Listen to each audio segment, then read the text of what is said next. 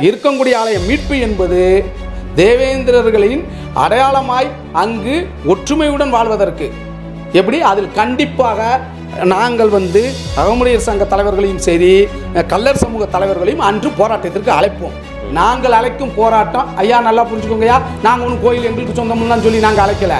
பரம்பரை அறங்காவலர் முறையை ஒழித்து கூட்டு ஒரு அறங்காவலர் குழு அமைத்து நாம் அனைவரும் ஒற்றுமையுடன் ஒன்றுபட்டு அந்த தெய்வத்தை வழிவிடுவோம் என்று அழைக்க போகிறோம்.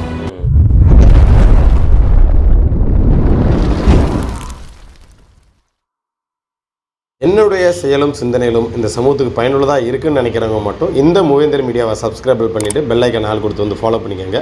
மூவேந்தர் மீடியாவுக்கு உதவணும்னு நினைக்கிற உறவுகள் கீழே கொடுக்கப்பட்டுள்ள வாட்ஸ்அப் நம்பருக்கு தொடர்பு கொள்ளுங்க. நன்றி. அண்ணே வணக்கம். வணக்கம் தினேஷ், நல்லா இருக்கீங்களா? நல்லா இருக்கீங்களா? நீங்கள் நல்லா இருக்கீங்க. சரி, இப்போ இந்த இருக்கங்குடி பிரச்சனை உங்களுக்கு நல்லாவே தெரியும். ஏன்னா இருக்கங்குடியில் தொடர்ந்து பார்த்தீங்கன்னா முதல்ல எல்லை பிரச்சனை போயிட்டு இருந்தது, அதுக்கப்புறம் பரிவட்ட பிரச்சனை போயிட்டு இருந்தது. இது முதல்ல பார்த்தீங்கன்னா இருக்கங்குடி கோவில் அறங்காவலர்களுக்கும் தேவேந்திரகுல வேளாளர் சமூகத்துக்கான அந்த பிரச்சனையானது பார்த்தீங்கன்னா இப்போ நத்தத்துப்பட்டி மக்களுக்கும் இருக்கங்குடி மக்களுக்கும்ன்ற மாதிரியான ஒரு போக்கு மாற்றப்படுது. ஏன்னா தொடர்ந்து 3 வருடங்களுக்கு மேலே நீங்கள் தான் அந்த மக்களோட சேர்ந்து இந்த வழக்கோடைய தொடர்புடைய ஆளாக இருக்கீங்க. இதோட கள நிலவரம் என்னென்னு என்ன சூழ்நிலை இருக்குது? அதாவது இருக்கங்குடி ஆலயத்தோட இன்றைய நிலைமை என்ன அப்படின்னு சொல்லி கேட்டிங்கன்னா, இந்த நிலைமைக்கு காரணம் ஃபஸ்ட்டு என்னென்னு தெரிஞ்சுக்கோங்க. இருக்கங்குடி ஆலயத்தை பொறுத்தளவுக்கு அங்கு கடந்த ஒரு 4-5 ஆண்டுகளாகவே பரம்பரை அறங்காவலர் முறை வேண்டான்னு நம்ம மக்கள் ஒரு முடிவெடுத்து குரல் கொடுக்க ஆரம்பிக்கிறாங்க. பரம்பரை அறங்காவலர் முறை வேண்டாம் அப்படிங்கிற ஒரு கேள்வி அங்கே காரணம் என்னன்னு சொல்லி கேட்டிங்கன்னா, அங்கு தன்னை பரம்பரை அறங்காவலர் என்று கூறிக்கொண்டிருக்கும் ராமமூர்த்தி, சங்கையா மகன் ராமமூர்த்தி, அவர் என்ன பண்ணுறாருன்னு சொல்லி கேட்டிங்கன்னா, இவர் பரம்பரை அறங்காவலர் ஆன உடனேயே அந்த ஆலயத்தை சுற்றி நான் மிகப்பெரிய சீரமைப்பு பணி செய்கிறேன், கடைகளை மாற்றி அமைக்கிறேன்னு சொல்லி இவர் பலதரப்பட்ட கடைகள் நம்ம மக்களுக்கு இடையூறுகளை வைக்கிறதும் நம்ம மக்களோட வாழ்வாதாரத்தை அந்த ஊரை விட்டு அழிச்சிடணுங்கிற நோக்கத்திலும் இவர் செயல்பட ஆரம்பிக்கிறார். யார்? இந்த ராமமூர்த்தி ஆரம்பிக்கிறார். ஆண்டாண்டு காலமாக கடை வச்சுக்கிட்டு இருக்கவங்கள பகுடி என்ற பேரில் கடை வேணும்னா 1 லட்சம் கொடு 2 லட்சம் கொடுலாம் கேட்டு வாங்கி இவர் அந்த வாரியம்மன் கோயில் சுற்றி உள்ள பகுதியை இவரோட வணிகத்துக்கான ஒரு இடமா அதை ரெடி பண்ணிடுறாரு. இதனால் அங்கே மிகப்பெரிய மக்கள் மத்தியில் காழ்ப்புணர்ச்சி வருது. அப்போ இவர் என்ன இங்கே இருந்துக்கிட்டு இவ்வளோலாம் பண்ணுறாருன்னு சொல்லி இவங்க என்ன பண்ணுறாங்கன்னு சொல்லி கேட்டிங்கன்னா, அரசாங்கத்துக்கு மனுக்களை கொடுக்க ஆரம்பிக்கிறாங்க. அதாவது இந்த பரம்பரை அறங்காவலர் எதுக்கு ஏன் அந்த மனு கொடுக்கறதுக்கு காரணம்னா, கடந்த 2 அதிமுக ஆட்சியிலும் பரம்பரை அறங்காவலர் இங்கே கிடையாது. இந்த திமுக ஆட்சி வந்ததுக்கு அப்புறம் தான் நீதிமன்றத்தில் சென்று இங்கே இருக்கிற முக்கியமான நபர்களை இவர் சரி செஞ்சு இந்த ராமமூர்த்தி பரம்பரை அறங்காவலர் திரும்ப வாங்கிட்டு வராரு. பரம்பரை அறங்காவலர் போடணும்னு அப்போ இவர் எப்பயுமே மக்களுக்கு அங்கே அந்த அவேர்னஸ் இல்லை. இருந்தால் அப்பயே இவர் நீதிமன்றத்துக்கு போகிறப்ப நம்மளும் போயிருப்பாங்க, இதை தடுத்து நிறுத்தி இருக்கலாம். அது கொஞ்சம் அந்த நேரத்தில் நம்ம விழிப்பாக இல்லைங்கிறத தான் சொல்லணும். இந்த நேர காலகட்டத்தில் இவர் தொடர்ந்து என்ன பண்ணுறாரு, இந்த மக்கள் அதிகமான அழுத்தங்களை இவருக்கு கொடுக்குறாங்கன்னு தெரிஞ்ச உடனே இவர் என்ன பண்ணுறாருன்னா, தன்னை பரம்பரை அறங்காவலர் பதவிக்கு எங்கே ஆபத்து வந்துருமோன்னு நினச்சி நம் மக்களுக்கு எதிரான பல செயல்களில் ஈடுபட ஆரம்பிக்கிறாரு. இதற்கு இந்த மக்கள் இவரை பரம்பரை அறங்காவலர் இருக்கக்கூடாதுன்னு சொல்கிறதுக்கு ஒரே ஒரு காரணம், 7/7/2016 இவர் மீது இருக்கன்குடி மாரியம்மன் ஆலயத்தில் இருந்த முடிக்காணிக்கை திருட்டு வழக்கு பதிவு செய்யப்படுது. கிட்டத்தட்ட 3,22,00,000 சில்லற ரூபாய் மதிப்புள்ள காணிக்கையாக செலுத்தப்பட்ட முடிகள்லாம் களவாடப்படுது. அதுவும் விற்பனை செய்யப்படுது. அதில் இவர் மீது வழக்கு பதிவு செய்யப்படுது. நல்லா கேட்டுக்கோங்க. இறைவனிடம் சென்று நம்ம நம்மளோட காணிக்கையாக செலுத்துகிற இந்த முடியவே ஒரு ஆலயத்தை பாதுகாக்க வேண்டிய ஒரு அறங்காவலர் குழு தலைவர், நிர்வகிக்க வேண்டிய ஒரு அறங்காவலர் குழு தலைவர் தலைமயிரையே கொள்ளையடிச்சிட்டு போகிறானா. கோயிலில் இருக்க நகைகள் இன்றைக்கி என்ன நிலைமையில் இருக்கோ, கோயிலோட சொத்துக்கள் என்ன நிலைமையில் இருக்கோ, இனி அந்த கோயிலில் உண்மையிலே என்ன இருக்குங்கிறது யாருக்கும் தெரியல. இல்லை எல்லாத்தையும் எடுத்துகிட்டு போயிட்டாரான்னு தெரியாத அவல நிலையில் தான் இன்றைக்கி இருக்கக்கூடிய மாரியம்மன் கோயில் இருக்குது. அப்போ அந்த முடிக்காணிக்கை திருட்டில் கிட்டத்தட்ட 13 கைது செய்யப்பட்டு எப்படி பார்த்தாலும் 37 நாள் இந்த ராமமூர்த்தி சிறையில் இருக்கிறார். 37 நாள் பரம்பரை அறங்காவலர் என்று கூறப்பட்ட இந்த ராமமூர்த்தி சிறையில் அடைக்கப்பட்டார். அப்போ சிறையில் இருந்து இவர் வெளியில் வராரு. அப்போ அந்த காலகட்டத்தில் இந்த மக்கள்கள்லாம் கொடுத்த ஊக்கங்கள் இந்த அதிகாரிகள் அந்த நேரத்தில் இருந்து குறிப்பாக சொல்கிறேன் கேட்டுக்கோங்க, இந்த அவலத்தை வெளியில் கொண்டு வந்ததும் இதே ஐயோ அம்மா அம்மா அம்மா மார் தேவமார் ஒருத்தர் அடிச்சுட்டு கதறிட்டு இருக்காரு. இதே சமூகத்தை சேர்ந்தவர் தான் இந்த அவலத்தை வெளியே கொண்டு வராரு. அப்பையும் ஏசி இருக்காங்க. அப்படிங்கிறப்ப நல்ல முறையில் அங்கே போயிட்டு இருக்கு. அந்த காலகட்டம் வரைக்குமே நல்லா தெரிஞ்சுக்கோங்க. முடிக்காணிக்க திருட்டு நடந்துருச்சு. ராமமூர்த்தி மேலே வந்து வழக்கு பதிவு செய்யப்பட்டுட்டாங்க. அவர் சிறைக்கு சென்றுட்டார் 37 நாள். இது ஒரு பக்கம் ராமமூர்த்தியோட நிலவரம் போய்கிட்டு இருக்கு.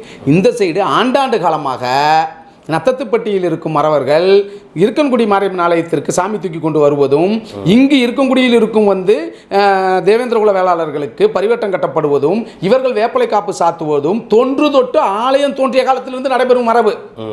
அங்கே மேட்டுப்பட்டிக்காரர்கள் என்னைக்கு அவங்களுக்கு என்ன வந்து பாத்தியம், அதற்கு பக்கத்தில் இருக்கும் ஊருக்கு என்ன பாத்தியம்னா அனைத்து ஊர்களுக்குமான பாத்தியம் என்ன, அவர்களுடைய முறைகள் என்ன, யார் முரசு கொட்டுவது, யார் வந்து மேளங்கள் முளைக்கு வருவதுங்கிறது எல்லாம் பாரம்பரியமாக ஒரு பிரச்சனை இல்லாமல் இத்தனை ஆண்டு காலமாக நடந்துகிட்டு வருது. எப்போ இந்த ராமமூர்த்தியை அப்புறப்படுத்த வேண்டும் என்று மக்கள் எந்திரிக்கிறாங்களோ அப்போ இந்த ராமமூர்த்தி தன்னுடைய சுயநலத்திற்காக என்ன பண்ணுறாருன்னா நத்தத்துப்பட்டியை சேர்ந்த ஒரு சில நபர்களை கையில் எடுக்கிறார். ஒரு சில நபர்களை கையில் எடுக்கிறார் என்றால் இப்பொழுது இப்போ பேசிக்கொண்டு இருக்கும் இந்த நபர்களை, அதாவது இருக்கக்கூடிய இவங்களுக்கு சொந்தமா அவங்களுக்கு சொந்தமாங்கிற பேச ஆரம்பிச்சு இப்போ அதெல்லாம் கிடையாது, கோயிலுக்கு யார் வேணாலும் போகலாங்கிறது இப்படிலாம் இந்த நபர்கள் உள்ளே வருகிறாங்க. இவர்களால் திருநெல்வேலி தூத்துக்குடியிலலாம் எதுவும் சாதிக்க முடியவில்லை. அங்கேருந்து அப்படி பறந்து ஜெட் விமானத்தில் வந்து இருக்கங்குடியில் இறங்கி மாரியாத்தை வர சொல்லிட்டான் அப்படின்னு சொல்லி கூறி இங்கு மிகப்பெரிய ஒரு பதட்டத்தை உருவாக்குறாங்க. ஆனால் அங்கே நடந்தது என்னன்னா, அவர்களை ஒரு காலமும் அங்கு வாழும் பாரம்பரியமாக வாழும் தேவேந்திர குலத்தைச் சேர்ந்தவர்கள், நத்தத்துப்பட்டியை சேர்ந்தவர்கள் சாமி தூக்கி வர வேண்டாம், அவர்கள் இங்கு வந்து மண்டபப்படி என்று அந்த அவர்களுக்கு எந்தவித இடையூறு விளைவித்தது கிடையாது. அந்த மக்களுக்கு எதிராக ஒன்றும் நடந்தது கிடையாது.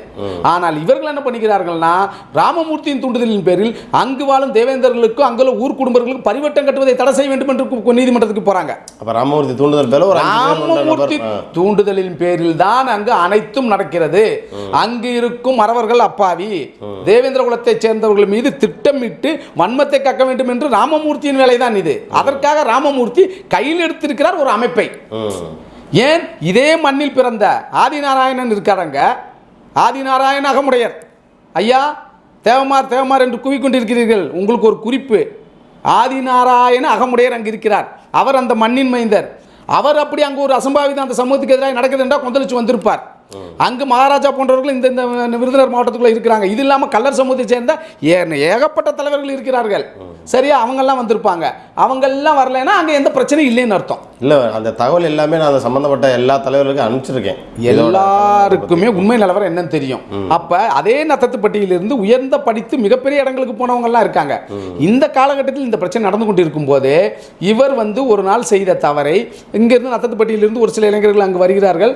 அவர்கள் வந்து இவரை பார்க்க வருகிறார்கள். அங்கு காந்திராஜ்ங்கிற ஒரு பையன் கேட்கிறான், உங்களுக்கு அந்த பிரச்சனை தெரியும். அதற்காக அந்த காந்திராஜ் வெளியூரிலிருந்து ஆள் வரவழைக்கப்பட்டு படுகொலை செய்யப்படுகிறான்.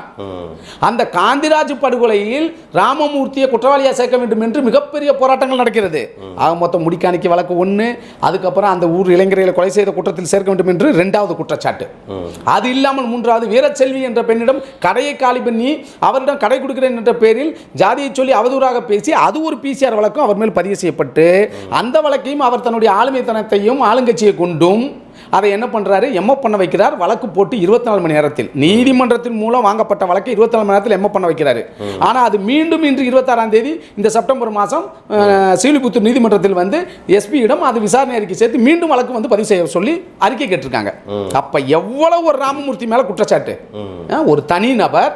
அப்போ எதுக்காக இந்த நபர் போராடுறாரு? தன்னோட சுயநலத்துக்காக, தன்னோட வருமானத்துக்காக. இதை நல்லா ஞாபகம் வச்சுக்கணும். இங்கு எங்கிருந்து மறவர் தேவேந்திர குல பிரச்சனை வந்துச்சு? அப்ப நீங்க போய் எங்களுக்கு பரிவட்டம் கட்டக்கூடாதுன்னு கோர்ட்டுக்கு போனீங்க. எங்களுக்கு நாங்களும் நீதிமன்றம் ஜேசி கோர்ட்ல எங்களுக்கு ஆர்டர் ஆச்சு. ஆமா, இப்போ ரீசெண்டா கூட ஆர்டர் ஆயிடுச்சு. ஆர்டர் ஆனதை எடுத்து அப்பீல் போக சொன்னாங்க. யார் உங்களை அப்பீல் போக சொன்னது? போய் அதையும் நிறுத்துனீங்க. அவரவர்களுக்கான மரபு வழி வழிபாட்டு உரிமையை தான் கேட்டோம். நாங்க ஒன்றும் பாரம்பரிய உரிமையை தான் கோரணுமே தவிர புதுசா நாங்க பிறந்து முளைச்சு வந்துட்டோம் எங்களுக்கு பரிவட்டம் கட்டுலாம் நாங்க சொல்லல. சரியா? அதே மாதிரி ஒரு சில வந்து என்ன சொல்றது, நம்ம வாய் இருக்குங்கிற என்ன வேணாலும் பேசலாம்னு பேசிட்டு போயிட்டு இருக்காங்க. அதெல்லாம் வந்து ஏற்புடையதே கிடையாது. இந்த விருதுநகர் மண்ணில் தேவர், தேவேந்திர குலம் மற்றும் இதர சமூகங்கள் தாயாப்பள்ளி கடந்த 20 ஆண்டு காலமாக எந்தவித வன்முறை இல்லாம தான் வாழ்ந்துட்டு இருந்தாங்க. எப்ப இருக்கங்குடியில ராமமூர்த்தியை வெளியேற்றணும்னு ஒரு பிரச்சனை வந்துச்சோ, எப்ப இவர் ஒரு குறிப்பிட்ட அமைப்பு அங்கே உள்ள வந்துச்சோ, அதற்கப்புறம் தான் அங்கு வந்து இன மோதலுக்கான பதற்றம் அதிகமாகுது. இதை நீங்க யார்ட்ட வேணாலும் விசாரிச்சுக்கோங்க. சரியா? இதுதான் உண்மை. அப்போ இவங்க எங்கே போனாலும் தேவையில்லாத பேச்சுக்களை பேசிக்கிட்டு நாங்கள் எல்லை பிரச்சனையை பற்றி என்ன, எல்லை பிரச்சனை என்ன நடந்துச்சு, எல்லை வரையறுக்கப்படுது, வரையறுக்கப்படுறப்ப ஒரு வீடுகளை பிரிக்கிறீங்க, வீடுகளை பிரித்து கொடுக்குறப்ப ஒரு வீட்டோட பெட்ரூமை மட்டும் இன்னொரு வீட்டுக்கு சொந்தம்னு சொல்லி பத்திரம் எழுதுனா அதை எப்படி ஏற்றுக்க முடியும்? பெட்ரூமை உடச்சா கொடுக்க முடியும்? அப்ப அது நடந்திருக்கு. சரி, அதை எதிர்த்து நீதிமன்றத்துக்கு போயிட்டாங்க. கெஜெட்டட்ல பப்ளிசிட்டி பண்ணிட்டாங்க. கெஜெட்டட்ல பப்ளிசிட்டி, அரசியல் வந்துருச்சு. அரசியல் வரட்டும், அரசியல்ல வந்து அரசு வந்து அதை நடைமுறைப்படுத்துச்சா? இல்ல, கலெக்டர் உத்தரவு போட்டிருக்காருன்ற ஒரு வார்த்தை தொடர்ந்து கலெக்டர் உத்தரவு பிறப்பித்தார் என்றால் அதே கலெக்டர் நீதிமன்றத்தில் வழக்கு வரும்போது அந்த உத்தரவை நான் திரும்ப பெற்றுக்கொள்கிறேன் ஏன் வித்ரா பண்ணிட்டு போனாரு? அப்ப அவர் பக்கம் கரெக்டா இருந்தா கொடுத்திருக்க வேண்டியதானே? ஏன்னா அங்கு மிகப்பெரிய ஒரு சமூகத்திற்கு எதிரான மிகப்பெரிய கூட்டு சதி நடந்துள்ளது. இது வந்து உண்மை. அப்பொழுது இருந்த அதிமுக அரசாங்கம் இருக்கும்போது அங்கு இருந்த இன்று அதே பதவிகளில் இருக்கக்கூடியவர்கள் இந்த சர்வே நடக்கும்போது இதை திட்டமிட்டு சரியாக வந்து நேர்த்தியாக வந்து இதை வந்து செஞ்சிருக்காங்க. அதை அப்புறம் கண்டுபிடிச்சி அந்த பிரசிடென்ட் போயிட்டார். பிரசிடென்ட் போயிருக்காங்க, வரி கட்டலைன்னு சொல்லியிருக்காங்க. அதனால அது நீதிமன்றத்தில் இருக்கிறத ஏங்க நான் என்ன கேட்குறேன், இன்னைக்கு வாய் கிளியே பேசுகிறவங்க அந்த வந்து அந்த நிலம் வந்து அந்த சர்வே நம்பர் இருக்கங்குடிக்கு சொந்தமா நத்தத்துப்பட்டிக்கு சொந்தமான்னு சொல்றதுக்கு இவர் என்ன நீதிபதியா, நீதி அரசரா? அது கோர்ட்ல அது நீதிமன்றம் முடிவு செய்யும். அது வந்து யாருக்கென்று வந்து நீங்கள் நானும் சொல்ல முடியாது. அது வந்து முறையா வந்து இத்தனை ஆண்டுகளாக எப்படி இருந்துச்சு, என் நத்தத்துப்பட்டி எந்த பஞ்சாயத்துக்குள்ள இருந்துச்சு, இதே இருக்கங்குடியில் வந்து வாக்களித்து இருக்காங்க, இருக்கங்குடியோட ஒன்றி தான் இருந்திருக்கு. அது பிரிச்சு போகுது. பிரிச்சு போறப்ப வந்து ஒரு எப்படி முறையான பிரிச்சு கொடுக்கணும். நீங்கள் உங்கள் இஷ்டத்துக்கு என்ன வேணாலும் செஞ்சிட முடியாது. இல்லை, இதில் என்ன ஒரு ஹைலைட் பண்ணுறாருன்னா, முதல்ல இருக்கன்குடி பஞ்சாயத்துக்குள்ளே தான் வந்து பார்த்தீங்கன்னா நத்தத்துப்பட்டி மக்களே வந்து ஓட்டு போகிறதுலேருந்து ரேஷன் பொருட்கள்லேருந்து எல்லாம் வாங்கியிருக்காங்க. ஆனால் இப்போ தனியாக அந்த ஒரு பெரிய ஊரானனால தனியாக ஒரு ஊராட்சியாக பிரிக்கிறது ஒரு இயல்பான ஒரு விஷயம் தான் சொல்லி கேட்டிங்கன்னா ஆர்வ கோளாறு. அதாவது அந்த சமூகத்தில் தன்னை எப்படியாவது ஒரு தலைவராக காட்டிக்கணுங்கிற ஆர்வத்தில் என்ன பேசணும்னே தெரிய மாட்டேங்குது. ஒரு விஷயத்தை உள்வாங்கி புரிஞ்சு பேசுவவங்க தான் இந்த சமுதாயத்தை நிலைத்து இருக்க முடியும். அதுலேயும் தன்னை அதாவது ஒரு ஒடுக்கப்பட்ட பிற்படுத்தப்பட்ட மக்களை வந்து நீங்கள் வஞ்சிச்சா அது என் இதயத்தை பிழிந்து ரத்தத்தை எடுத்ததுக்கு சமம்னு சொன்ன அந்த முத்துராமலிங்க தேவர் அவர்களின் பேரை வைத்துக்கொண்டு ஒரு மீடியான்னு வச்சுக்கிட்டு இவங்க அடிக்கிற கூத்து கொஞ்சம் நெஞ்சம் கிடையாது. அதாவது கொஞ்சம் புரிதல் வேணும். என்ன வேணும், அவங்க என்ன நடந்திருக்கு, அது எப்படி ஆகும். இருக்கங்குடி நான் என்ன கேட்குறேன்னு சொல்லிங்கன்னா, இருக்கங்குடி எல்லைக்குள்ளே இருக்குது, நத்தத்துப்பட்டின்னு பிரிஞ்சு போயிருக்கு. இங்கேருந்து ஒரு 3 கிலோமீட்டர் இருக்கிற ஒரு பஞ்சாயத்து, இங்கே இருக்கிற ஒரு பஞ்சாயத்தில் இருந்து இதை மட்டும் கட் பண்ணி 3 கிலோமீட்டருக்கு அங்கிட்டு கொண்டு போய் வந்து நாங்கள் சேர்த்துக்கிட்டோம்னு சொன்னால் அதெல்லாம் ஏற்புடையதா? கொஞ்சம் கூட பொருந்தாத ஒரு விஷயத்த இல்லை, அந்த மக்களும் நம்புறாங்களே. இப்போ அதை இல்லை அதெல்லாம் யாரும் நம்பலை. இந்த விஷயம் எங்கே போகும், எப்படி நடக்கும், நீதிமன்றத்தில் எத்தனை காலங்கள் ஆனாலும் கண்ணா ராஜா நடக்காது. அதெல்லாம் வந்து நீதிமன்றத்தில் முறையான உத்தரவு. அது இருக்கங்குடிக்கே வந்து அந்த சர்வே நம்பர் கண்டிப்பாக மீண்டும் நீதிமன்றத்தால் மிகப்பெரிய வாதத்தின் அடிப்படையில் மிகப்பெரிய சட்ட ரீதியான அணுகுமுறையில் நம்மளோட நியாயமான கோரிக்கையின் அடிப்படையில் அது மீண்டும் வரும். அது நடக்காது ராஜா சொல்றாரு. நடக்காது, அதெல்லாம் நடக்கும்.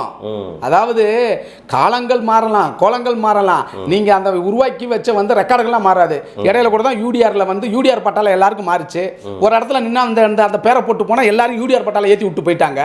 அதுக்காக இதே நீதிமன்றம் தான் யூடிஆர் பட்டால வந்து செல்லாதுன்னு தீர்ப்பு கொடுத்துச்சு. அதாவது நீதி சாகாது. நம்ம இன்னைக்கு வந்து வான்னு கத்திக்கிட்டு தெரியலாம் ஒரு விஷயங்கள் தான். அதாவது அங்கு வந்து அமைதியான சூழல் வந்து தான் இருக்குது. இப்போ வந்து ராமமூர்த்திங்கிற நபர் இந்த ஒரு குறிப்பிட்ட சமூக அமைப்பை கையில் எடுத்து அங்கு மிகப்பெரிய பிரச்சனைகளை கிளப்பி விடுறாரு. இப்போ என்னன்னா பரம்பரை அறங்காவலரை நீக்கு அப்படின்னு சொல்லி நாங்கள் கோரிக்கை வைக்கிறோம். இது வரைக்கும் நான் ஒன்று கேட்குறேன், இதே வந்து இந்த மறவர் சமூகத்தை தான் கேட்குறேன். ஏன்னா அங்கே வந்து மற்ற 2 சமூகங்கள்லாம் இன்னைக்கு தாயா பிள்ளையா இன்று வந்து இந்த சமூகத்தில் அவர்கள் கல்வியை நோக்கியும் பொருளாதாரத்தை நோக்கி இன்னைக்கு வந்து இந்த தென் மாவட்டத்தில் அந்த 2 சமூகங்களும் எங்கேயோ போயிட்டாங்க. அவங்களாம் இனிமேல் வந்து இந்த குண்டு சட்டிக்குள்ள குதிரை ஓட்டிட்டு நான் ஆண்ட பரம்பரை நான் அழிஞ்ச பரம்பரையில் அவங்க பேச விரும்பலை. இவங்களுக்கு நான் மரபு கோரிக்கை வைக்கிறது கேட்குற கேள்வி என்னன்னு சொல்லி கேட்டிங்கன்னா, அங்கே என்ன பிரச்சனை நடந்துகிட்டு இருக்குன்னு யாருக்காவது உண்மை தெரியுதா? ஒருத்தர் சொல்கிறாங்கன்னா அங்கே என்ன, அங்கே இருக்கிறவங்க தான் இந்த நிலைமையை வந்து உன்னிப்பாக புரிஞ்சு நடந்துக்கணும். அங்கு பிரச்சனை எல்லை பிரச்சனைங்கிறது அது நீதிமன்றம் பார்த்துக்கிட்டோம். பரம்பரை அறங்காவலரை நீக்க சொல்லி நாங்கள் கேட்குறோம். இதே மரபுகளுக்கு நான் இன்னொன்று கேட்குறேன். இது வரைக்கும் நான் வந்து இதுக்கு முன்னாடியும் கூட நான் அரசாங்கத்திட்ட வச்ச கோரிக்கையில் அனைத்து சமூக கூட்டு பரம்பரை அறங்காவலர் குழு வைக்கணும் தான் கோரிக்கை வச்சோம். எங்களை மட்டும் கொண்டு போய் நிறுத்துன்னு நாங்கள் சொல்லலை. என்ன சொன்னோம், அங்கே எத்தனை சமூகம் வாழ்கிறோமோ அந்த ஆலயத்தில் கூட்டு பரம்பரை அறங்காவலர் குழு வைங்க. மதுரை மீனாட்சி அம்மன் கோயிலில் இருக்குது, பழனியில் இருக்குது, அனைத்து பெரிய கோயிலும் கூட்டு பரம்பரை அறங்காவலர் குழு தான் இருக்குது. அப்போ தான் அந்த ஆலயத்தின் சொத்துக்கள் பாதுகாக்கப்படும், அடுத்த தலைமுறைக்கு அந்த ஆலயம் புனிதம் பாதுகாக்கப்படும். இல்லைன்னா ராமமூர்த்தி எல்லா கதையும் முடிச்சுட்டு போயிடுவார். சரியா? ஏன்னா இத்தனை குற்றச்சாட்டுகள் உள்ளவருக்கு வந்து ஏன் நீங்க இப்ப நான் கேட்கிறேன், இப்ப யாரு கூலிக்கு வேலை செய்யறது? எந்த சமூகம் அந்த ராமமூர்த்தியை காப்பாற்ற துடிக்குது? யாரு கூலிக்கு வேலை செய்யறா? இந்த சமூகத்தில் படித்து நல்ல பதவியில் இருக்கிறவங்க, அரசியல் அதிகாரத்தில் இருக்கிறவங்க, இந்த மறவர் சமூகத்தில் இருந்து இன்னைக்கு மேன்மையா இருக்கிற நீங்க எல்லாம் சிந்திச்சு பாருங்க. அப்ப இது வரைக்கும் ஒரு வார்த்தையோட வந்து பார்த்தீங்கன்னா எங்க சமூகத்திலே ஒருத்தர் அரங்காவலராக வரணும், எல்லாம் மாறணும் அப்படின்றத அவர் வாயிலே வரலையே. அவருக்கு தேவையில்லையே. அவருக்கு தேவை ராமமூர்த்தி வந்து அவரை சார்ந்தவர்களுக்கும் அவரையும் திருப்திப்படுத்தினா போதும் தான் இருக்காரு. இது வரைக்கும் ஏன் பரம்பரை அரங்காவலர்? இந்த பிரச்சனைக்கு காரணம் பரம்பரை அரங்காவலர் தான். பரம்பரை அரங்காவலரை எடுத்து இந்து சமய அறநிலையத்துறையால் இந்த ஆலயம் நிர்வகிக்கப்படட்டும் ஏன் இன்னும் இது வரைக்கும் ஒரு கோரிக்கை வைக்கல? ஏன் கூட்டு பரம்பரை அரங்காவலர் குழு வேணும்னு ஏன் கேட்கல? கேட்கவே மாட்டாங்க. ஏன் அதை நத்தத்துப்பட்டி மக்கள் புரிஞ்சுக்கணும். ஏன் உங்களில் ஒரு பிரதிநிதி, இருக்கங்குடியிலிருந்து ஒரு பிரதிநிதி, இன்னும் 3 கிராமங்கள் அந்த கோயிலுக்கு வந்து வழிபாட்டு உரிமை இருக்கவங்க எல்லாத்தையும் ஒரு பிரதிநிதியை வைத்து ஒரு கூட்டுக்குழு அமைத்து அந்த ஆலயத்தை பாதுகாங்களேன். அப்ப அதை பேசுறதுக்கு துப்பு இல்லை. இன்னைக்கும் சொல்றேன் கேட்டுக்கோங்க. அதாவது வந்து என்னென்னமோ பேச்சுக்களை வந்து பேசலாம். எங்கேயாவது ஒரு மேடை கிடச்சிருச்சுன்னா, மைக் கிடச்சிருச்சுன்னா அவங்க வந்து இது, இவங்க வந்து இது, எங்களை இப்போ பிள்ளைமாருங்கிற ஒன்றை உள்ளே கொண்டு வந்து சேர்க்குறாங்க. உங்கள்கிட்ட இருந்து வெள்ளாளருக்கு வித்தியாசம் தெரியல, என்னத்தை பிடிங்கிட்டாங்களா? அதெல்லாம் யோசிச்சு பேசணும். அங்கே சொல்கிறது வந்துருச்சு, தீபாவளி வந்துருச்சு, 1 லட்ச ரூபா வந்து எங்கள்கிட்ட வாங்க. யார் உங்கள்கிட்ட இருந்து வாங்குவாங்க? அடுத்த கைக்கு முதல்ல சுண்ணாம்பு கொடுப்பீங்களா நீங்கள்? உங்கள்கிட்ட வந்து காசு வேறு வாங்குறாங்க. தமிழ்நாட்டில் பிசிஆர் வழக்கில் இது வரைக்கும் எவ்வளோ வழக்கு பதிவு செய்யப்பட்டுள்ளது? எவ்வளோ வழக்குகளில் வந்து இது அந்த குறிப்பிட்ட குற்றவாளிகளுக்கு தண்டனை கிடைச்சிருக்குன்னு உங்களுக்கு தெரியுமா? பிசிஆர் வழக்கு போட்டாலே ஒரு கவுண்டர் கேஸ் போட்டுருவான். ஆமாம், கவுண்டர் கேஸ் போட்டு அந்த கேஸை வாபஸ் வாங்க வைக்கிறது. இதுதான் இந்த காவல்துறை செஞ்சுக்கிட்டு இருக்கு. இதுல வேற இவர்கிட்ட 1 லட்ச ரூபா வந்து வாங்குறாங்களாம். இப்போ வந்து பிள்ளைமார கூட சேர்க்கிறாரு. பிள்ளைமாரனா அவர் பிள்ளைமார சேர்க்கல, ராமமூர்த்தியை காப்பாற்றுறதுக்காக அந்த பிள்ளைமார் சமூகத்தையும் முட்டாளாக்க பார்க்குறாங்க. இங்கிட்டு மறவர் சமூகத்தையும் முட்டாளாக்கி இருந்தோம். ஏன்னா மறவர் சமூகத்தில் இன்னொன்று சொல்றேன், நல்ல ஒரு காலகட்டத்தில் நல்ல ஒரு வளர்ச்சி பாதையில் மறவர் சமூகம் போயிட்டு இருக்கு. அதை சார்ந்த அரசியல் பிரமுகர்களை பாருங்க. யார் அவர் உதயகுமாராக இருக்கட்டும், இல்லை வந்து அன்பின் பொய்யாமலையாக இருக்கட்டும், எவ்வளோ தங்கம் தென்னரசாக இருக்கட்டும், அவங்கெல்லாம் எவ்வளோ அரசியல் ஆளுமைகளோடு போயிட்டு இருக்காங்க. இன்னும் இவர் போய் அந்த இளைஞர்களை தேவமரம் கொள்றான். முதல்ல நிறுத்தி சிந்திச்சு பேசணும். இல்லாட்டி ப்ரெஷர், சுகர் எல்லா நோயும் வந்துடும் மனுஷனுக்கு. எதுக்கு இந்த இது? அவங்க சமூகத்தை சார்ந்த தொடர்ந்து வெட்டும் போது அப்பெல்லாம் கொந்தளிக்கல. அதாவது இந்த மனித வாழ்க்கையில் வந்து எல்லா பக்கம் பிரச்சனை இருக்கத்தான் செய்யும். எதிர்பாராத மரணங்கள் நிகழத்தான் செய்யும்.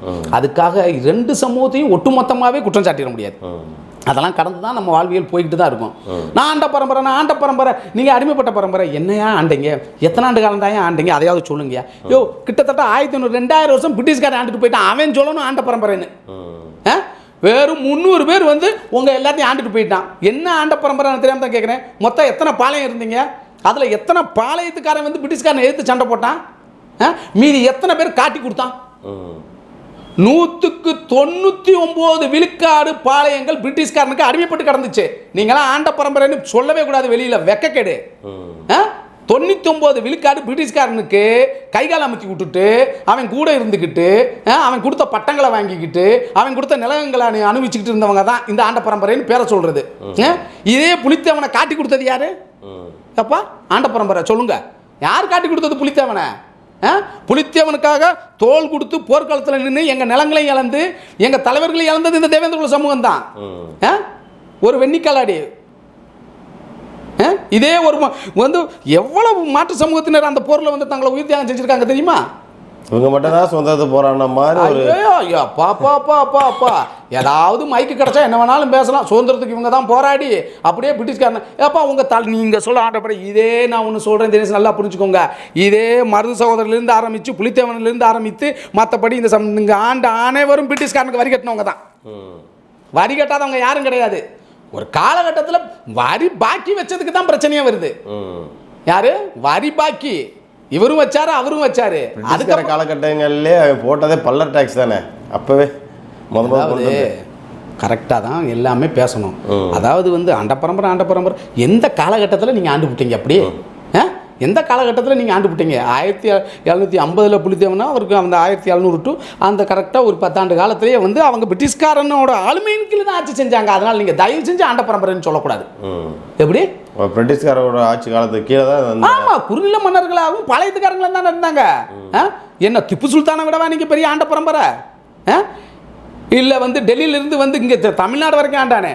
ஏன் மதுரை ஆண்ட நாயக்கர்கள் என்ன சொல்லுது? அவங்களும் ஆண்ட பரம்பரை தானே. ஆண்ட பரம்பரைங்கிற பேச்செல்லாம் இனிமேல் எடுபடாது. இன்றைய காலகட்டத்தில் எவன் படிக்கிறானோ, எவன் உத்தியோகத்துக்கு போகிறானோ, எவன் பொருளாதாரத்தில் தொழில் செய்கிறானோ அவங்க தான் முன்னுக்கு வர முடியும்.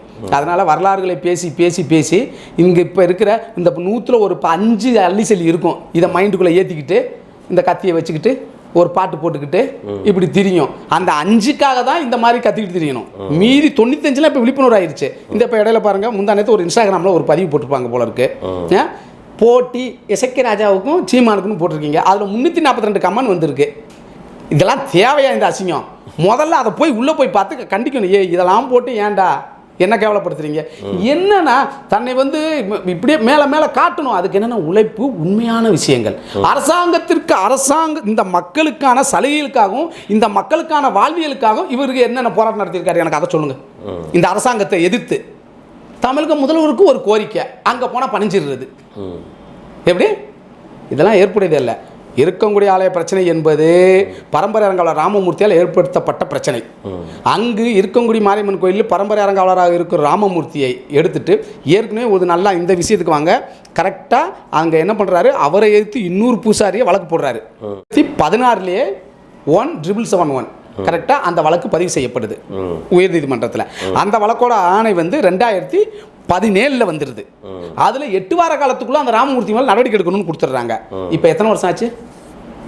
2017 இருந்து 2025 ஆயிடுச்சு. 8 ஆண்டு காலம். 8 ஆண்டு காலமாக இந்து சமய அறநிலையத்துறையும் இந்த அரசாங்கமும் என்ன செஞ்சிச்சு அவர் மேலே?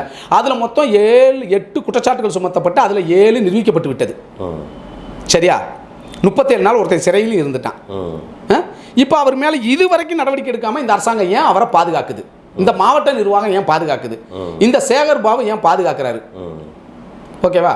அப்போ இந்த ஆலயத்தில் இருந்து நேரடியாக அரசு அதிகாரிகள் மூலமாக கொள்ளையடிக்காமல் இந்த கொள்ளையடிப்பதற்கு ஒரு ஏஜெண்டா இந்த ராமமூர்த்தி செயல்படுறாரு. அதுதான் காரணம். ஓகேவா? இப்போ 2020 இப்போ நீதிமன்றத்தில் இப்போ கடைசியாக இந்த வாரம் 29ஆம் தேதி வந்து நீதிமன்றத்தில் இவங்க வந்து அறிக்கை தாக்கல் செய்யணும் இவர் மேல் நடவடிக்கை என்னங்கிறத. இதில் வந்து 2018 வந்து 2021 வந்து இணை ஆணையர் வந்து தூத்துக்குடி வந்து அறிக்கை சமர்ப்பிச்சிட்டாரு. ஓகேவா? இவர் மேலே என்னென்ன பண்ணினார் ஐயா அப்படின்னு எல்லாம் கொடுத்துட்டாரு. இது வரைக்கும் எந்த நடவடிக்கை? நாங்கள் கேட்குற ஒன்று நல்ல தமிழ் சமூகமாக வாழ்கிற யானை வந்து தேவேந்திர குலமாக இருக்கட்டும், மறவர்களாக இருக்கட்டும், அங்கே வாழும் விலமாறு கூட இருக்கட்டும், நாடாராக இருக்கட்டும், அருந்ததியாக இருக்கட்டும், குறிப்பாக பறையராகவும் இருக்கட்டும், இந்த அனைத்து சமூகம் சேர்ந்த கூட்டுக்குழு அங்கே வையே. அந்த ஆலயத்தை பொறுத்தளவுக்கு பரம்பரை ராமமூர்த்தியை நீக்கிவிட்டாலே அங்கு பிரச்சனை முடிவுக்கு வந்துவிடும். அங்கு எப்பயும் போல அழகாக நத்தத்துப்பட்டியில் இருந்து சாமி தூக்கி அழகாக அவர்கள் வருவதும் அவர்கள் இவர்கள் இன்முகத்தோடு வரவேற்பதும் இவர்கள் காப்பு கட்டுவதும் அந்த திருவிழா மூலமாக போகும். அங்கே இப்பயும் சொல்கிறேன் பிரச்சனை வராது. 3 குற்றச்சாட்டு சுமத்தப்பட்ட ராமமூர்த்தியை பாதுகாக்கும் உங்கள் மறவர் சமூக தலைவர்கள். அப்போ நத்தத்துப்பட்டி மறவர்களுக்கு மட்டும் இந்த கோரிக்கை, தமிழ்நாட்டிற்கு மறவர்கள் நீங்களும் புரிந்து இதை நீங்கள் தான் கேட்கணும். ஏப்பா அவங்க தான் கூட்டுக்குழு கேட்குறாங்க, நீ ஏப்பா ராமமூர்த்திக்கு போய் இப்படி கையை கொடுத்து தாங்கு தாங்கு தாங்கு தாங்கு தாங்குன்னு தாங்குறேன்னு கேட்கணும். இன்னொன்று இருக்கங்குடி பெண்களை பற்றி மேலூரில் வந்து அவ்வளோ தூரம் சொன்னார், பொட்டச்சி அப்படின்ற வார்த்தையெல்லாம் பயன்படுத்தினார். அது எப்படி பொது மேடையில் ஒரு பெண்ணை வந்து இப்படி இழிவுபடுத்திருக்காரு? இது வரைக்கும் வந்து வழக்கில் எதுவுமே வந்து பதியப்பட்டு அவர் வந்து சிறைப்படுத்தப்படலை. இதே தேவேந்திரோட வேளா சமூகத்தில் யாராவது ஒருத்தர் பேசியிருந்தால் நேராக எஃப்ஐஆர் போட்டு கைது பண்ணியிருப்பாங்க. இது சம்மந்தமாக நீங்கள் உங்களுடைய சங்கம் சார்பாக எதுவும்? அதாவது அதில் நடந்தது என்னன்னு சொல்லி கேட்டிங்கன்னா 2 விஷயங்களை புரிஞ்சுக்கணும். ஒருத்தவங்க மேலே வந்து நம்ம ஒரு குற்றச்சாட்டை சுமத்தி விட்டுறோம் டக்குன்னு. இருக்கங்குடி ஆலயத்துக்கு அவர் சாமி கும்பிட வராரு இந்த சமூக தலைவர். அவர் சாமி கும்பிட வந்தாருன்னா அவர் சாமி கும்பிட்டுட்டு போகிறாரு. அதில் நமக்கு எந்த ஒரு ஐயப்பாடு இல்லை. ஆனால் அதற்கு முதல் நாளே நம்மளுடைய நாட்டாமைகள் மற்றும் ஊர் முக்கியஸ்தர்கள்ட்ட காவல்துறை சொல்கிறாங்க. அப்போ அவங்க என்ன சொல்கிறாங்க, 2 சமூகம் வந்து பதட்டமான சூழ்நிலை இருக்கனால இங்கே வந்து ஆலயத்தை பற்றியோ இந்த ஆலயம் யாருக்கு சொந்தம் என்ற ஒரு பேச்சோ அவர் பேசக்கூடாதுங்கிறதோட நம்ம ஆளுங்க விட்டுட்டாங்க. அப்போ சரி அவர் வந்திருக்காரு. அவர் வந்தோடனே நேரடியாக வந்து அங்கே சொல்கிறவங்க அந்த பரம்பரை அறங்காவலர் அலுவலகத்திற்கு சென்று போனதாக சொல்கிறாங்க. அப்படி போகிறப்ப அங்கே கடை வியாபாரம் பார்த்துட்டு ஒரு பையன் அங்கே என்ன நடக்குதுன்னு அங்கே உள்ள கோயிலுக்குள்ளே நின்று பார்த்துட்டு இருந்திருக்கான். அப்போ அவனை காவல்துறையினர் இழுத்து வந்திருக்காங்க. நீ எதுக்கு இங்கே வந்து ஏதோ ஃபோட்டோ எடுத்துகிட்டு அப்படின்னு கூப்பிட்டு வரப்போ இந்த பெண்கள் எங்கே போகிறாங்கன்னு சொல்லி கேட்டால் அந்த பையனை பிடிச்சிட்டு போயிடுவாங்களோன்னு சொல்லி நம்ம பெண்கள் போய் வாக்குவாதம் பண்ணி இழுக்கிறாங்க. அதை நம்ம சமூகத்தை சேர்ந்த ஒரு சில பேர் அவங்க சார்ந்த அரசியல் கட்சியை வச்சு அதை ஒரு விஷயமா போட்டு விட்டுறாங்க, விரட்டி அடிப்புன்னு. அதாவது ஆலயம் போகிறவங்கள யாரையும் விரட்ட முடியாது, அது வந்து ரொம்ப தப்பான செயல். அப்போ அந்த ஒரு செயலை போட்ட உடனே அது கொஞ்சம் மீடியாவில் பரவணுன்னே ஏற்கனவே அந்த சமூக தலைவர் இந்த இப்போ மேலூரில் இதை மட்டுமா பேசினாரு, தீபாவளி வந்துருச்சு எங்களை மிரட்டி 1 லட்ச ரூபா வாங்குவாங்க, ஏப்பா ஆண்ட பரம்பரைன்னு சொல்கிறோம், உன்னை மிரட்டி எப்படிப்பா 1 லட்ச ரூபா வாங்க முடியும்? இதுதான் அதோட மிகைப்பாடா பெண்களை பற்றி கண்ணிய குறைவான பேச்சு. அங்கே பெண்கள் நடந்துக்கிட்டது வந்து என்னன்னு சொல்லி கேட்டீங்கன்னா, தான் சொந்தம் தான் பையனை கூட்டு போனாங்களே தவிர நம் சமூகத்தை சார்ந்த ஒரு சில ஊடகங்கள் போட்டது அது உண்மையே கிடையாது.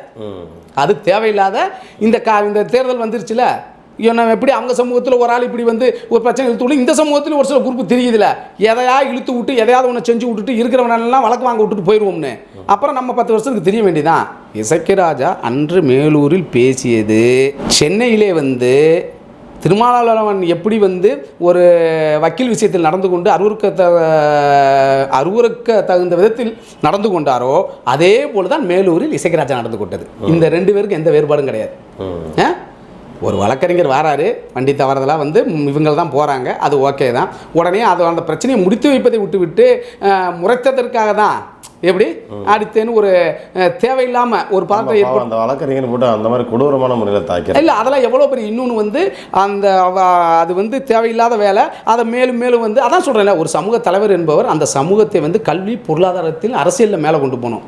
வழக்குள்ள வேணும்னா 2 வழக்கு 3 வழக்கு இருந்தால் தான்னா நான் அதான் சொல்கிறேன்ல, அவங்க இந்த திருமாவளவனை பொறுத்த அளவுக்கு இந்த இடத்துல அதையும் பதிவு செய்வோம். எப்படி வந்து மட்டமான பேச்சை இசக்கிராஜா மேலூரில் பேசினாப்பிலே அதே மாதிரி மட்டமான ஒரு பேச்சை திருமாவளவனும் பேசியிருக்காரு. என்ன பேசியிருக்காரு, வந்து முறைச்சதுக்கு தான் அடித்தோம், கம்மியாக அடிச்சிட்டோம் அப்படிங்கிறது அது ஒரு தலைவனுக்கான பண்பா? நீ மட்டும் எம்பி ஆகி நீ மட்டும் காரில் பயணம் பண்ணிக்கிட்டு நீ மட்டும் வந்து கலைஞர் வீட்டில் உட்காந்துக்கிட்டே இருந்தா போதுமா? அந்த சமூகம் மேலே வர வேணாமா? அந்த சமூகம் எவ்வளவு வந்து இன்றைக்கி வந்து இன்றைக்கி அவர்களும் உழைக்கும் சமூகம் தான். இன்றைக்கி வந்து இது தேவையில்லாத ஒரு விஷயம் தானே. அந்த வழக்கறிஞரை தாக்குனது முற்றிலும் ஒன்று. அவர் வந்து நல்ல ஒரு தலைவராக இருந்திருந்தால் அது தவறுதலாக என் தொண்டர்கள் செய்து விட்டார்கள்னு ஒரு மன்னிப்பு கோரி இந்த சமூகத்தின் தலைவனாய் தான் அந்த அந்தஸ்தை உயர்த்தியிருக்கணும். அதை மேலும் வெறுப்பு விட்டுற மாதிரி அதுக்கு தான் அடித்தோம் இதுக்கு தான் அடித்தோம் இதெல்லாம் தேவையான பேச்சா? தேவையற்ற பேச்சு தான். அதாவது வழக்கு இல்லாமல் அந்த சமூகத்தை பாதுகாக்கணுமே தவிர ஒரு சமூகத்தை மேலும் கொண்டு போய் இழுத்து விடக்கூடாது. அதுதான் சொல்கிறேன்ல, அதில் நீ ஒரு பிரச்சனையாகி 2 தரப்புலையும் வழக்காகி கோர்ட்டு கலையிறவனுக்கு தான் தெரியும். குழு எடுத்து அந்த சமூகத்துக்கு தோழர்கள் இருப்பாங்கல்ல, அவங்களாம் பொண்டாட்டி பிள்ளை இருக்குது, இந்த தலைவருக்கு பொண்டாட்டி பிள்ளை இல்லையே, அதனால் இவருக்கு அந்த அருமை தெரியாது. பிள்ளைக்கு பீஸ் கட்டணும், 3-2 பிள்ளையை பற்றி வச்சுருப்பான், வந்து சீர்சனத்தி செய்யணும், நாளைக்கு வந்து சேர்த்து வைக்கணும் பிள்ளைக்கு. எவ்வளோ பெரிய பிரச்சனைகள் ஒரு குடும்ப வாழ்வியல் இருக்குது தெரியுமா? நல்லா யோசிச்சுப்பார். ஒரு வழக்கு வாங்கி ஒரு அப்பன் மாதத்துக்கு 4 கேஸுக்கு போனான்னா அந்த 4 நாள் அந்த குடும்பத்தை யார் பாப்பா? அப்போ இவங்களுக்கு அக்கறை இல்லை. அதே போல் தான் இவர், நாங்கள் பிள்ளைமார் சமூகத்தை எங்களையும் காசு வாங்குவோம். காசு அத்தாடி, பிள்ளைமார் சமூகத்திற்கு எதிராக தேவேந்திர குலத்தை சார்ந்தவர்கள் பிசிஆர் வழக்கு தமிழ்நாட்டில் எத்தனை இடத்துல வழக்கு பதிவு செஞ்சுருக்காங்க உங்களால் எடுத்து கொடுக்க முடியுமா? அந்த சமூகம் தொழில் பண்ணிட்டு சூசுவான அவங்க உண்டு அவங்க வேலை உண்டுன்னு இருக்கிற கிழமை. அன்பான பிள்ளைமார் சொந்தங்களுக்கு ஒரு வேண்டுகோள், அழகாக உழைக்கிறீங்க, அழகாக படித்து நல்ல அதிகாரத்தில் இருக்கீங்க, நல்ல முறையில் உங்கள் சமுதாயம் நல்லா போயிட்டு இருக்கு, சரியா? தேவையில்லாமல் இந்த மாதிரி தற்குறித்தனமாக பேச்ச கேட்டு நீங்களும் அதில் போய் சாக்கடையில் விழுந்துடாதீங்க. இன்றைக்கி பிள்ளைமார் சமூகம் அவங்க வேலையை பார்த்துட்டு போய்கிட்டே இருக்காங்க. அதில் யாரோ ஒரு சில பேர் தான். மற்றபடி பிள்ளைமார் சமூகம் வந்து இன்றைக்கி வந்து நல்ல முறையில் பொருளாதார ரீதியாகவும் சரி, நல்ல முறையில் என்ன சொல்கிறது, படித்து அதிகாரத்துக்கும் நல்ல முறையில் இருக்காங்க. தயவு செஞ்சு இந்த மாதிரி வந்து ஏனோதானான்னு பேசுகிறவங்க பேச்சை ஒரு காலம் நீங்கள் ஏற்காதீங்க. அதே போல் தான் மறவர் சமூகத்துக்கும் கோரிக்கை. அன்றைக்கி அதே மேடையில் தானே இன்னும் பல தலைவர்கள் இருந்தாங்க, அவங்க என்ன பேசினாங்க? அதனால் பெண்களை கண்ணிய குறைவாக பேசுகிறது, இந்த மாதிரி எந்த விஷயம் கிடச்சா நம்ம அதில் ஆதாயம் தேடலாங்கிறது இதெல்லாம் ஏற்புடையதில்லை. இன்னும் நான் ஒன்று சொல்லவா, ஜாதிய ரீதியாய் தன்னை ஒரு மிகப்பெரிய தலைவர்களாக இனிமேல் தமிழகத்தில் யாரும் பிரகடனப்படுத்த முடியாது தினேஷ். இளைஞர்களுக்கெல்லாம் வந்து நல்லா யோசிக்க ஆரம்பித்தா இனிலாம் போயிட்டு சும்மா ஜாதி ஜாதி தீலாம் இருந்தால் உனக்கு தலையில் தீய வச்சு விட்ருவானுங்க. நல்ல விஷயத்துக்கு பேசினா கேட்பாங்க. சுயநலத்திற்காக அது இந்த தேவேந்திர குலத்துக்குள்ளேயும் சரி மறவர் சமூகத்துக்குள்ளேயும் சரி எந்த தலைவர் உருவாக நினைத்தாலும் இனி நடக்காது. ஏன்னா அவங்கவுங்க பொது ஜனநாயக அரசியலில் மேலே போய்கிட்டு இருக்காங்க. மறவர் சமூகத்தில் இல்லாத தலைவர்களா பொது ஜனநாயக அதிமுக திமுக காங்கிரஸ் பிஜேபின்ட்டு இன்னைக்கு பிஜேபியோட பொதுச் செயலாளராக ஆயிட்டாங்க. இனி அவங்க வந்து மேலே தான் போகணுன்னு பார்ப்பாங்க, கீழே வர நினைக்க மாட்டாங்க. அதே மாதிரி நம்ம சமூகத்தில் இன்றைக்கி நல்ல முறை நான் 2 விஷயம் தான் 2 சமூகத்துக்கும் இன்னொரு கோரிக்கை வைக்கிறது என்னென்னா, ஸ்டேட்டஸ் வைக்கிறது போகிறது வர்றது பிரச்சனைகளுக்கு மத்தியில் நம்ம சமூகத்தில் படித்து ஐஏஎஸ் ஐபிஎஸ் ஆனவனுங்க மிகப்பெரிய தொழில்கள் ஆனவங்களுக்கு நம்ம பையன் ஸ்டேட்டஸ் வைப்பானான்னு பார்த்துருக்கியா? ஒரு நாள் ஜெயிலுக்கு போயிட்டு வந்தானா அவனுக்கு தான் ஸ்டேட்டஸ் வைப்பானுங்க. இந்த மனநிலையே முதல்ல மாறணும். எப்படி படித்தவர்களுக்கும் பண்பாளர்களுக்கும் அரசியலில் மேன்மை அடைந்திருக்காங்க. இன்றைக்கி அரசியலில் எவ்வளவோ அது நமக்கு பிடிச்ச கட்சி பிடிக்காத கட்சி அப்படிலாம் பிரிவினை இல்லை. இன்றைக்கி நம்ம பசங்க காங்கிரஸ்லேயும் நல்ல நிலைமையில் இருக்காங்க. சரியா? இன்றைக்கி இந்த திமுகலையும் ஒரு நல்ல மாவட்ட செயலாளர் பொறுப்பில் ராஜா போன்றவர் இருக்காங்க, ராஜலட்சுமி போன்றவர் அமைச்சர் பதவி வகிச்சாங்க, தமிழ்ச்செல்வி தமிழரசி போன்றவர்கள் இருக்காங்க. இவங்கெல்லாம் நல்லா மேலே வரணும், அதெல்லாம் தப்பே கிடையாது. இன்றைக்கி ஆனந்தன் ஐயாசாமி போன்றவர்கள் ஒரு ஆளுமைத்தன்மையாக வளர்ந்துக்கிட்டு இருக்காங்க. எதில்? பிஜேபியில். இதுதான் உண்மையான வளர்ச்சி. எப்படி அதை விட்டுட்டு சும்மா சிவப்பு பச்சையை வச்சுக்கிட்டு கியா முயான்னு கத்திக்கிட்டு 2 டிஷர்ட்டை போட்டுட்டு கத்தியை போட்டுக்கிட்டு போடுறதுனால ஒன்றும் கிடையாது. அப்படி போடுறதுனால தான் இந்த ராமமூர்த்தி போன்றவர்கள் இந்த மாதிரி ஒரு ஜாதிய தலைவர்களை வச்சு நமக்குள்ள பிரிவினை ஏற்படுத்தி குளிர்காய பார்க்குறாங்க. இந்த எமோஷனே இனிமேல் இருக்கக்கூடாது. நம்ம இலக்கெல்லாம் சட்ட ரீதியாகவும் அரசியல் அதிகாரத்தை அழுத்தம் கொடுத்து தான் வெற்றி அடையணும். அது மட்டும்தான் இனிமேல் அடுத்த தலைமுறையை காப்பாற்றும். இல்லாட்டி இனி ஏற்கனவே நம்ம ஒரு 20 வருஷம் பின்தங்கி இருக்கோம் தெரியுமா? அதுக்கு காரணமே சமுதாய அரசியல் தான். இன்னைக்கு வடக்க வன்னியர்களுக்கு கிடைத்தது மாதிரி ஒரு ராமதாஸ் போன்ற அன்புமணி ராமதாஸ் போன்ற தலைவர்கள் நமக்கு கிடைச்சிருந்தா இன்னைக்கு நம்ம சமூகத்தோட நிலைமையே வேறு. இன்னைக்கு அந்த சமூகம் இன்னைக்கு நல்ல ஒரு இடத்துக்கு வந்ததுக்கு காரணம் அந்த சமூகத்திற்கு தன்னை அர்ப்பணித்து உண்மையாய் உழைத்த அந்த பாமக போன்ற கட்சி. இன்னைக்கு பறையர்கள் சமூகத்துக்கும் கிடைத்தது, விடுதலை சிறுத்தைகளுக்கும் அருமையான கட்சி. ஆனால் சாவக்கேடு இந்த சமூகத்துக்கு கிடைக்கல. மறவர் சமூகத்தை பொறுத்தளவுக்கு அவங்க தான் அனைத்து கட்சியிலையும் போய் ஆளுமையை பிடிச்சிட்டாங்களே.